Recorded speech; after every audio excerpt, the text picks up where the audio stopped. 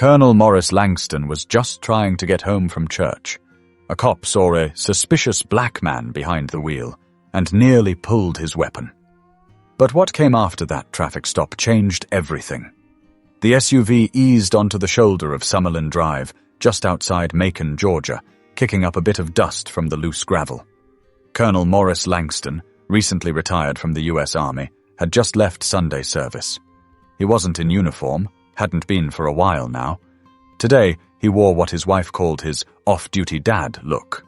A navy blue polo tucked neatly into pressed khaki slacks, loafers polished like he still had inspection. He didn't need to check the speedometer. He already knew. 33. The limit was 35. No missed lights, no lane swerves, no music thumping through the windows. Just him, a nearly empty road, and the feeling that something was off. That feeling was confirmed when the red and blue lights lit up behind him. Morris exhaled through his nose, slow and steady.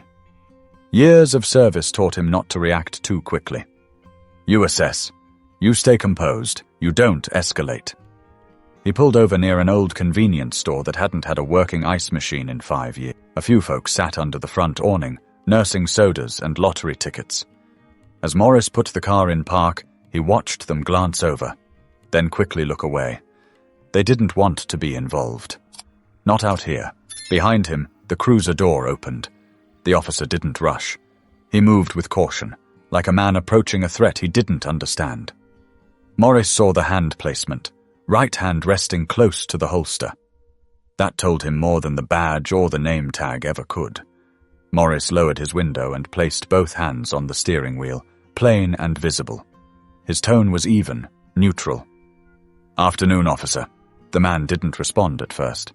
He was tall, mid-30s maybe, buzz-cut with pale skin that had pinked slightly under the Georgia sun. His eyes flicked over the interior of the SUV, then back to Maurice. License and registration, the officer said curtly. Morris nodded once. Sure thing. My wallet is in my back pocket. Registration's in the glove compartment. The officer didn't say go ahead, just stared. Morris moved slowly, narrating each step. Reaching into my back pocket now. Here's the license. Opening the glove box. Registration's in the folder. He handed both over. The officer glanced at them, then back at Maurice. This your car? No, Maurice replied. It's my wife's. My name's on the insurance. The officer's stance shifted. His jaw flexed slightly. You got any proof of that? Maurice blinked. Her name's on the registration, Jennifer Langston. Doesn't mean you're not borrowing it without permission. Maurice tilted his head. With respect, officer, I just left church. You can call her if you like. The officer didn't move. He just kept staring. The kind of stare that tried to read more than words could offer. Maurice had seen that look in combat zones, when someone sized you up before deciding whether to trust you. But this wasn't a war zone. This was home. Step out of the vehicle for me, the officer said suddenly. Morris hesitated. On what grounds? You're being difficult. I'm answering your questions. Calmly. That's up for me to decide. Morris knew the danger in this moment. How fast things could go wrong, not because of what he'd done, but because of how someone felt. He took a deep breath and reached for the door handle. But just then, the officer's hand twitched near his holster.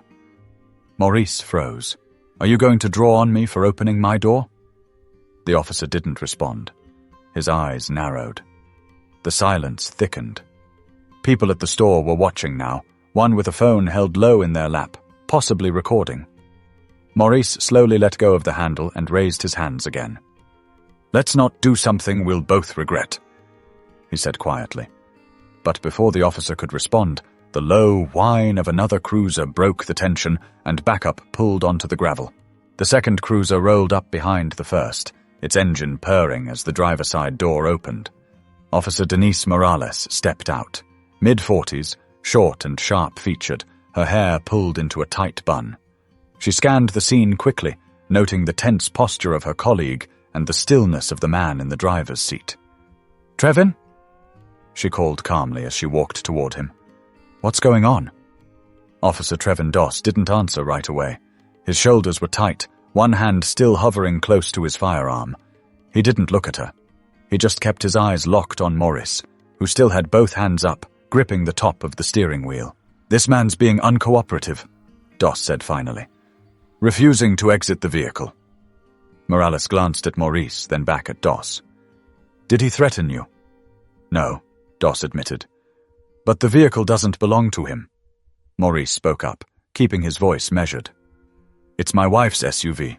I offered ID and registration. Officer Doss didn't accept that." Morales stepped a little closer, angling her body to see Maurice's face better.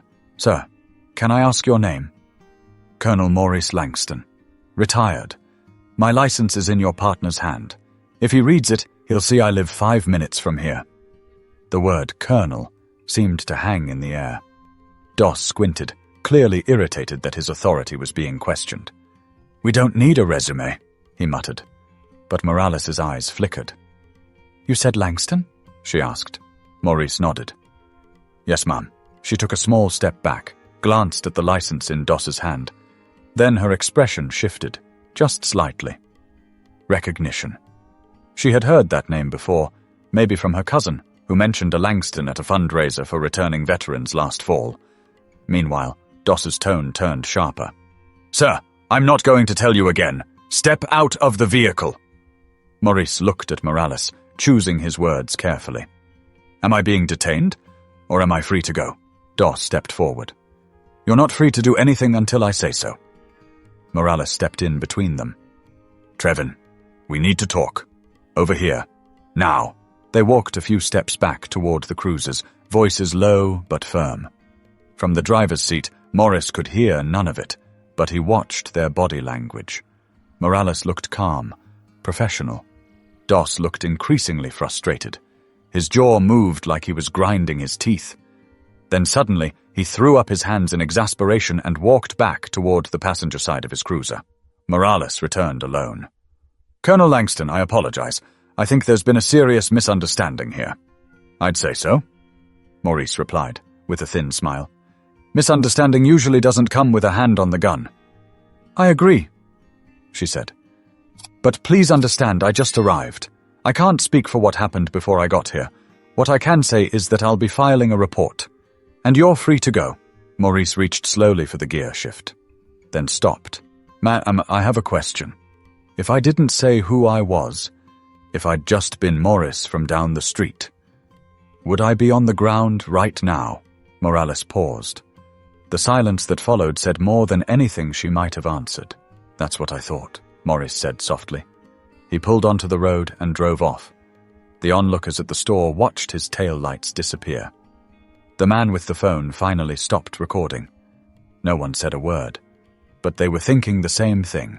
That man didn't do anything wrong. And it could have gone so much worse. But Morris didn't drive home in silence, because his phone rang, and the name on the screen told him this wasn't going to stay quiet. Morris pulled into the driveway, exhaled, and just sat there for a moment. The engine idled low as he watched the afternoon sun cut shadows across the lawn. He wasn't angry, not yet. What he felt was something heavier, a weight behind the ribs, that quiet, familiar knowing that something had almost gone terribly wrong, and there wouldn't have been a rewind button. The screen on his phone was still lit. Missed call, Gregory Polk. He dialed back. Greg answered before the first ring finished. "Maurice, you good?" "Define good," Maurice replied. "You okay, though? I heard something. One of my guys came through the scanner. Said your name came up in a call. With law enforcement." Maurice sighed. "Yeah. Got pulled over by a cop who thought I stole Jen's car." "You're kidding." "I wish." Greg was an old friend. Worked for the Bibb County Commissioner's office now, but they'd known each other since ROTC in college. He had a way of getting news before it hit the airwaves. "You were coming from Zion, right?" "Right. Just turned off Thomaston Road." There was a pause. "Maurice, did Trevin Doss pull you over?" Maurice straightened. "You know him?" "Everyone does. He's been counseled more times than I can count. He baits people, almost always black men. He's careful, but not smart." Morris gritted his teeth. He had his hand on his weapon before I even spoke. That doesn't surprise me. Listen, this isn't staying quiet. Morales was there, right? Yeah, she de-escalated it. Handled it right. Greg clicked his tongue. Still, word spreading. Someone filmed the last few minutes of it outside the corner store. It's going to hit Facebook before the sun sets. Maurice rubbed his temple. I didn't want this. I didn't do anything. You existing was enough for him to act like you did. There was silence. Greg continued. Come down to my office tomorrow. We need to talk options. And Maurice? Yeah? I don't care how calm you were. That could have gone sideways. I'm glad you're still here, man. That stuck with him. Still here. Like surviving a war zone in your own neighborhood. But Greg was right. The video did hit social media. Fast. Within 2 hours, someone tagged the local news station. Another tagged the police department's Facebook page. Then came the comments. Some folks just wanted to know what happened. Others demanded answers. And a few twisted it around, saying Morris must have done something to draw that kind of attention. He expected that. What he didn't expect was a call at 6:45 p.m. from someone inside the department. Colonel Langston? Yes. This is Lieutenant Brian Cargill with the Internal Affairs Division. Do you have a moment? Morris stepped into his home office and closed the door. I do. I want to begin by saying this isn't an official statement request, not yet. But I need to know, do you plan to file a complaint? Morris hesitated. Not because he wasn't sure what happened. He was crystal clear, but because he knew what it would mean. I haven't decided, he said finally. I understand. We'll be reviewing bodycam footage tonight. I'll be in touch.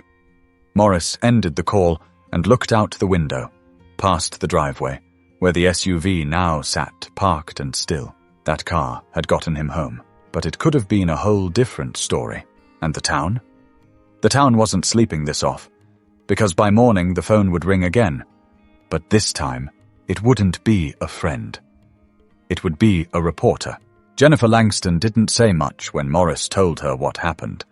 She listened, arms crossed, leaning against the kitchen counter, her lips pressed into a thin, tight line. When he got to the part about the officer almost drawing his weapon, her hand clenched the edge of the counter so hard her knuckles turned white. I've been driving that car for years, she said. And I've never once been pulled over. Morris gave a soft nod. That's what I'm saying. Jennifer's voice dropped to a whisper, almost to herself. And if he had drawn on you, she couldn't finish. She just shook her head and stepped out of the room. The next morning, Morris sat across from Greg in the county building. 3rd floor, corner office that smelled faintly of old paper and burnt coffee. Greg had already pulled up the video. It was grainy but clear enough. You could see Morris's calm. You could see the posture of the officer. You could hear the tension, even without subtitles. This is going to light a fire, Greg said. You ready for that? Morris leaned back in his chair. I didn't ask for this. No, but it's here. The county had already received 3 written complaints from citizens who watched the video. A 4th came from an anonymous staffer at the local high school, someone who knew Jennifer from PTA meetings. The pressure was building, fast. By lunchtime, Police Chief Nolan Crenshaw held a private meeting with department leadership. We're in a bind, he said, standing at the head of the long table in the station's upstairs conference room. We've got a decorated veteran, well known in the community, saying he was profiled. Videos spreading. People are pissed. Captain Rick Doyle folded his arms. We're jumping to conclusions. Trevin says the guy was being evasive. That's textbook behavior for a stolen vehicle. Crenshaw's voice hardened. Evasive? He was going 33 and a 35. A few officers shifted in their chairs. No one met the chief's eyes. We've had this conversation before, Crenshaw said. Too many times. The patterns are there. And frankly, I'm tired of seeing Doss's name in my inbox. Another officer, a younger one named Alan Griggs, cleared his throat. Sir, what do we do next? We're reviewing his body cam. Then we bring in Colonel Langston for an official statement. And if what we see matches what's already out there, we're suspending Doss pending a formal investigation. Captain Doyle let out a small scoff. We're really going to toss one of our own under the bus over a PR mess? Crenshaw glared at him. We're not tossing anyone. We're holding people accountable. There's a difference. Across town, in living rooms and group texts, people were having their own conversations. He's one of the good ones, a woman said during a small group meeting at a church near Vineville Avenue. We've known Maurice for years. He helped fix our fence after that tornado. At a diner, 2 retired vets sat over coffee. One of them leaned in close. You think this would have happened if he was white? His friend didn't answer right away, just stared at the coffee swirling in his mug. And at the high school where Jennifer taught part-time, one of her colleagues, Mr. Keating, social studies, walked up to her in the break room. Hey, Jen, just so you know, I saw the video. I'm really sorry. That shouldn't have happened. Jennifer gave him a small nod. It didn't just happen. Someone made it happen. But as more people started paying attention, the question shifted from, did this happen, to, what are we going to do about it? By midweek, the video had been shared over 30,000 times. Not just in Georgia either. It reached as far as Texas, Ohio, even Oregon. Someone tagged a popular military veteran page, and suddenly Maurice's name was circulating among communities he didn't even know existed. But closer to home, things were more complicated. At a small protest on the courthouse steps, about 50 people showed up. Some held signs. A few wore army green in support of Morris. A local pastor led a prayer circle. And an older woman named Mrs. Claudine, who remembered Morris from her son's days in the ROTC, stood on the steps and said loud enough for the reporters to hear. Some people need to be reminded. Wearing a uniform don't mean you're safe. It just means they hesitate a few seconds longer. That line made it onto the 6 o'clock news. Inside homes, it sparked even deeper conversations. White families who'd known the Langstons for years were asking themselves hard questions. Not because they'd been part of the problem, but because for the first time, they couldn't deny the problem existed. At a kitchen table on Chestnut Lane, a teenager named Travis looked at his mom after watching the news and asked, "Would that cop have pulled me over like that?" His mom hesitated. "No," she admitted. "I don't think he would have. So, why?" "I think," she said slowly, "we need to talk more about that." But not everyone was interested in listening. Online, a few loud voices pushed back. "This is just anti-police propaganda. He should have followed orders. Cops have a right to protect themselves." Maurice saw some of the comments. He didn't reply. Didn't need to. Because the truth didn't require debate. Back at the station, Chief Crenshaw made his move. He called a press conference. Standing stiff behind a podium, the town seal over his left shoulder, he addressed a room packed with reporters, community leaders, and concerned residents. After reviewing the footage, speaking with multiple officers, and meeting with Colonel Langston personally, the department has chosen to place Officer Trevin Doss on administrative leave pending a full investigation. This is not a presumption of guilt. It is a commitment to due process and to accountability. Someone asked if Doss had a history of complaints. Crenshaw's answer was carefully worded. "There have been prior incidents. I cannot comment on open internal cases." Then a different question. "What message are you sending to black residents of this town?" Crenshaw didn't hesitate this time. That what happened was wrong. That it was preventable. And that it matters. Morris wasn't there at the press conference. He was at home, watching from the couch. Jennifer sat next to him, holding his hand. "You think they'll do anything real?" she asked. Morris thought for a moment, then said, "They will now, because people are watching." At the same time, students at the local high school staged a walkout. Not a loud, flashy protest, just hundreds of teenagers standing outside in silence for 10 minutes. 1 minute for every second that passed between Morris asking, "Am I being detained?" and Doss nearly reaching for his weapon. Photos from the walkout went viral. People started paying attention for a reason bigger than just Maurice. It wasn't just about him anymore. It was about what his moment revealed. The cracks in the system. The quiet ways respect could disappear. The unspoken fear too many people lived with, And maybe, just maybe, the possibility that it didn't have to be this way. But even with the world watching, consequences don't come easy, and Morris still had one more step to take. It was a full week later when Maurice finally walked into town hall, not for a private conversation, but to speak in front of a packed auditorium. The event wasn't a protest. It wasn't even organized by him. It started with a group of local veterans who had quietly called in favors, made flyers, reached out to clergy and school principals. What they wanted wasn't noise. They wanted voices. Honest ones. Morris stood behind a wooden podium that creaked when he leaned forward. He wasn't dressed in anything special, just a button-down and slacks. No ribbons, no medals. He didn't need them. "I wasn't planning to speak tonight," he said, voice low but clear. "But silence didn't keep me safe last Sunday. So here I am." The room held its breath. "I'm not here to destroy a man's life. I'm here because mine could have been taken on the side of a road for no reason at all. Because if someone who served this country for more than 2 decades can be treated like a suspect before a human being, what does that mean for everybody else?" People nodded. Some looked away, blinking back heat behind their eyes. "I've been called sir in war zones by people with rifles aimed at me. And I've been called suspicious by a man trained to serve and protect. Right here in my hometown." He paused. "I don't want a parade. I want a change in protocol. I want more than just leave without pay. I want an apology, not just to me, but to every kid in this town who saw that video and thought, if it can happen to him, it can happen to me." A single clap broke out. Then another. Then a ripple of applause filled the room. It wasn't thunderous.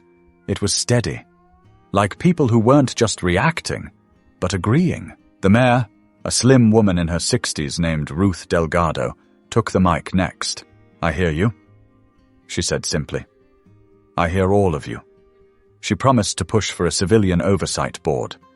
She committed to reviewing department training. She didn't make dramatic promises, but she didn't offer excuses either. Outside town hall, a group of young men who had never met Morris before approached him. "You said everything we wanted to say," one of them said. Maurice shook his head. "You don't need me to say it. You need to keep saying it." Meanwhile, Officer Trevin Doss was officially suspended. The department confirmed that past complaints, 5 in total, had been quietly dismissed over the last 3 years. Now each one was being reopened.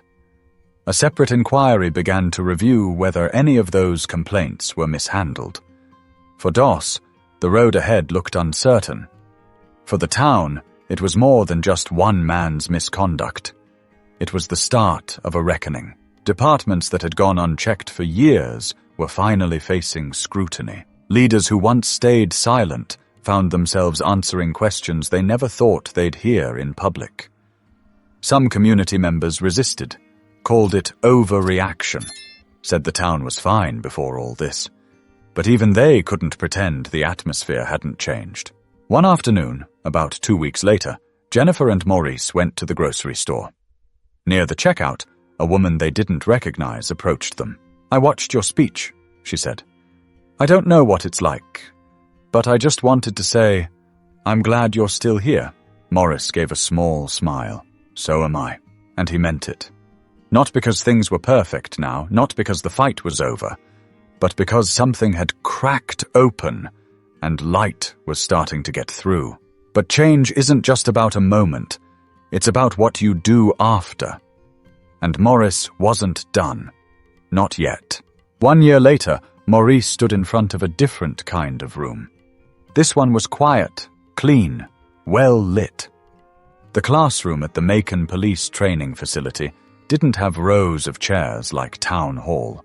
It had desks, real ones, with notepads, water bottles, and nervous young recruits who'd been up since 5 o'clock a.m. Morris scanned the faces in front of him. Most were in their 20s. A few older. Black, white, Latino. Some looked eager. Others looked guarded. All of them were watching him. He cleared his throat. "My name is Maurice Langston," I'm not here today as a former colonel. I'm not here as the guy from that video. I'm here because I was asked to speak to you about something simple. How you treat people.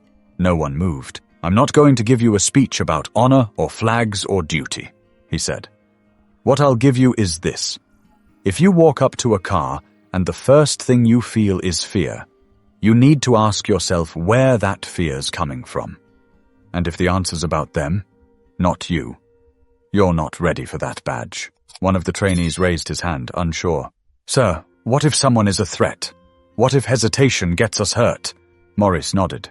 That's real. I won't pretend it's not. But fear and judgment aren't the same thing. Fear keeps you cautious. Judgment makes you dangerous. The instructor, Officer Morales, stood in the back, arms crossed. She gave a small nod. This new program was her idea. After the incident, she pushed for bias and de-escalation training to become mandatory in every academy cycle. Chief Crenshaw approved it without blinking. Maurice continued, walking slowly between the desks. Let me tell you something. That day, I was pulled over for no reason. I was polite. I followed directions. I didn't yell. And still, I saw a man get ready to draw on me. He didn't know me. He didn't care. He saw a black man in a car he thought didn't belong. He stopped near the front of the room. You do that to the wrong person, and somebody ends up dead. And then it's not a training scenario anymore. It's your life, your name, your face on the screen. The silence grew heavy. Then he broke it. But it doesn't have to be that way. You can choose better. Every day, every stop, every interaction, you can choose not to treat people like suspects before they speak. After the session, one of the recruits, a young black man named Deshaun Phelps, caught up to him in the hallway. Sir, can I ask you something? Sure. Deshaun shifted his weight. Why'd you agree to do this, after everything that happened? I don't know if I could walk in here. Morris looked at him for a long second. Because people like you are in this room. Because the change I want won't come from yelling at old minds. It's going to come from making sure the new ones don't repeat the same mistakes. Deshaun nodded slowly. I won't forget that. Back in the parking lot, Morris slipped into the driver's seat of the same SUV. He sat for a moment, watching the afternoon light fall across the dash. Then he started the engine. Jennifer called while he was still backing out. How'd it go? They listened, he said. Some of them really listened. She smiled through the phone. That's all we can hope for. Morris didn't respond right away. He thought about the past year. The speeches, the meetings, the long conversations with people who finally stopped defending what they didn't understand. The quiet apologies. The slow, careful steps forward. He pulled onto the road and said, almost to himself, it's not everything, but it's something. And sometimes, something is where the change begins. If this story meant something to you, don't forget to like, subscribe, and share. Because stories like Morris's aren't just meant to be heard. They're meant to be remembered.